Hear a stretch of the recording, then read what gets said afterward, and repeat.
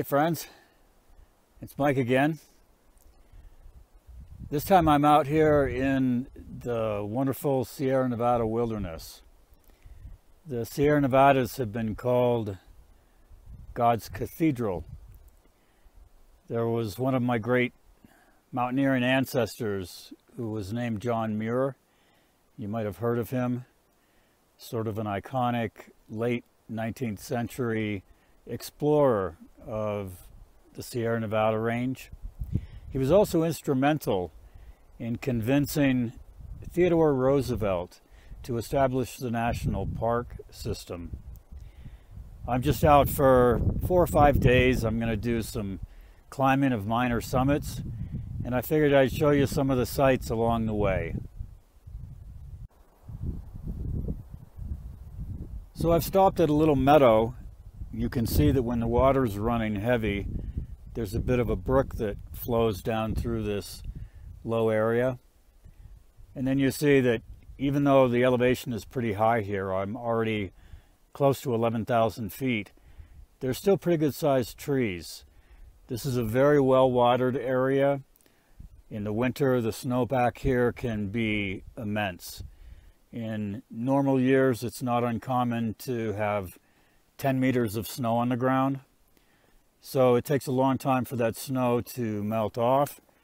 And in the process of melting off, there's some very richly watered meadows and forests. There's a lot of vegetation here, lots of wildflowers. You can see on that little flower there, a bumblebee trying to get some nectar. And then if we look up into the distance, way up above us, you'll see that little peaklet. I'm going to be trying to climb that maybe Saturday or Sunday. We'll see how the weather holds out. But the forecast looks good, and I'll show you some of the sights along the way. The trails here are very well maintained.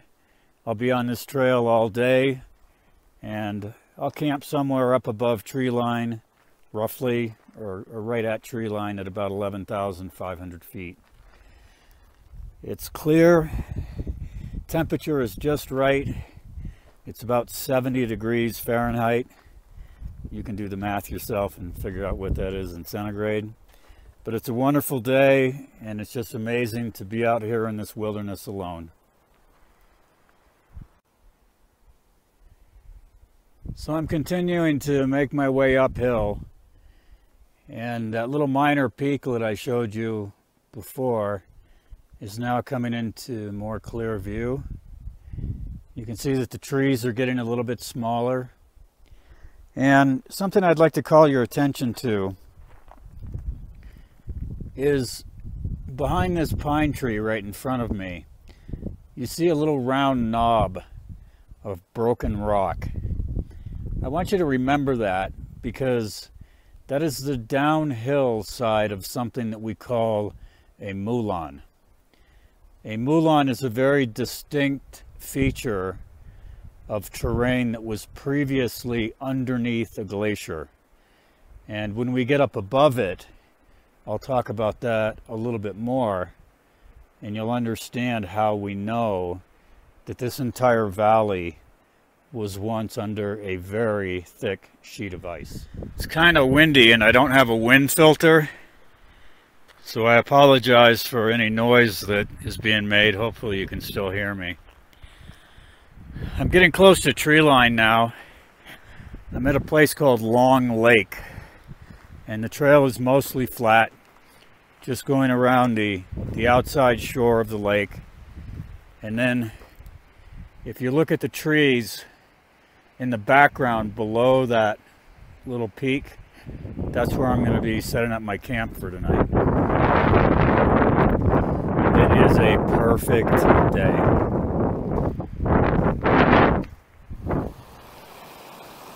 So I picked my campsite for the night. This is where I'm going to be hanging out. A little stream is where I got my water. Some people use a water filter, but I've been hiking and climbing in the Sierras since 1986, and I've never treated the water, never filtered the water, and I've never gotten sick. So I just kind of go with what works. And here is where I've set up my camp. Pretty basic. I got a bag there that I hang my food in so bears won't eat it. Got a little solar charger to keep my battery charged, and so I can have my GPS and my sat phone. Little kitchen and bar area. And this is where I'll sleep. So I'm going to go off on a little bit of a walkabout. You see that little hill with the red stone. I'm going to hike up that so I can get a better view of the lay of the land.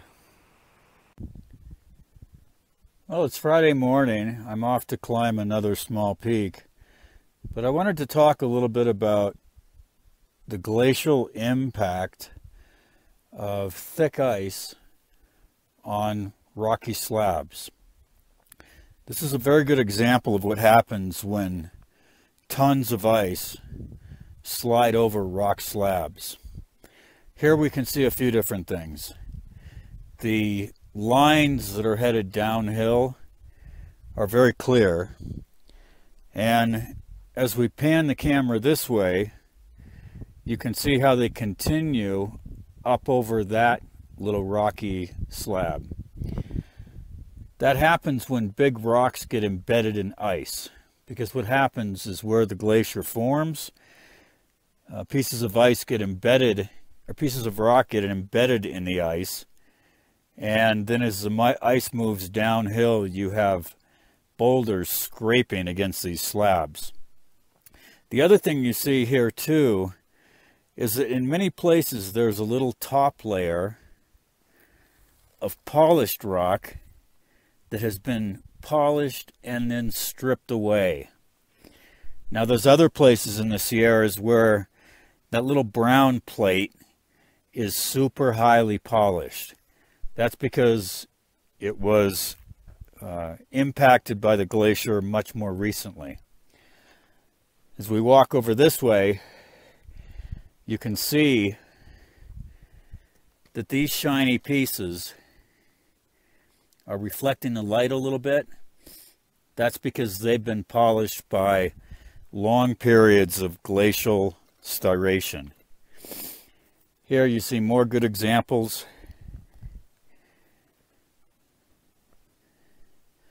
of the rock being polished.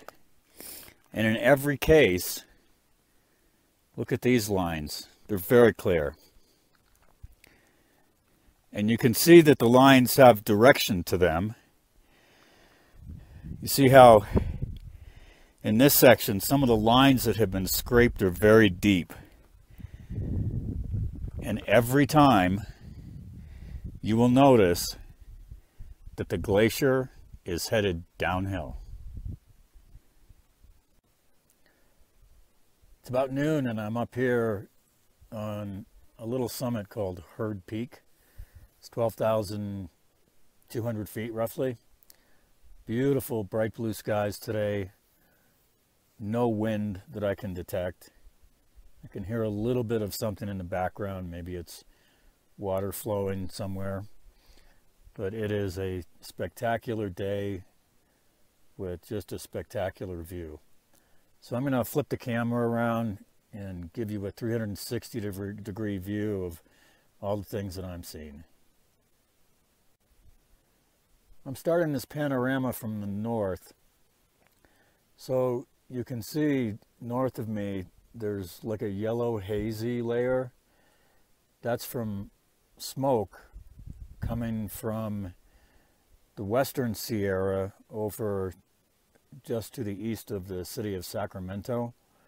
But then as we pan around, you'll see that there's not a whiff of smoke in the sky, and all we see is just sharp, jagged mountains and deep blue sky going back all the way around as far as we can see. And then down here below you can see the lakes that I hiked up by yesterday. that little red hill that I climbed yesterday afternoon, and eventually back down to the north, which is the direction from which I came. Interesting thing in the Sierras, all of the peaks have a little can, and inside that can is a book and a pencil or pens, and you write your name and the date. It's kind of a fun thing, and it just kind of gives other people an indication of when the last time people came and climbed this particular mountain was. Wasn't a hard climb, only about 2 hours from my camp. I'm going to have something to eat. Remember how I asked you to remember the word moulin? Well, previously we looked at the back side of a moulin, and here you can see on this gray rock there's obvious lateral markings of a big glacier scraping over these slabs. And if you kind of follow the contour of the land, you can see where the glacier rolled up over the top of this rocky outcropping. Well, what a moulin is, and I'll walk a little bit so you can see this more clearly.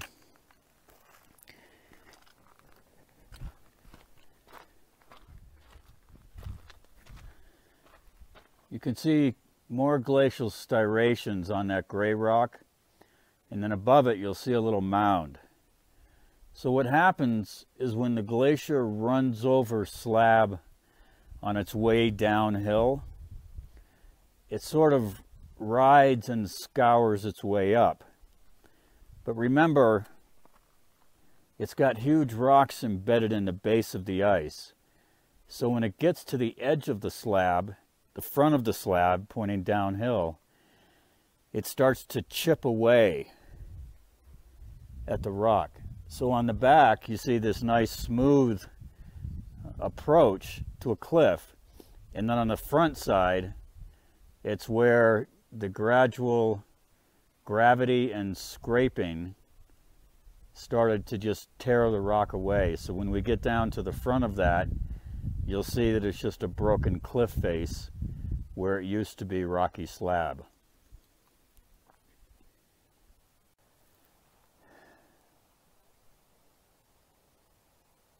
Well, good morning. It's Sunday morning and I'm headed back out. Had a wonderful trip. I took my time and did good reconnaissance on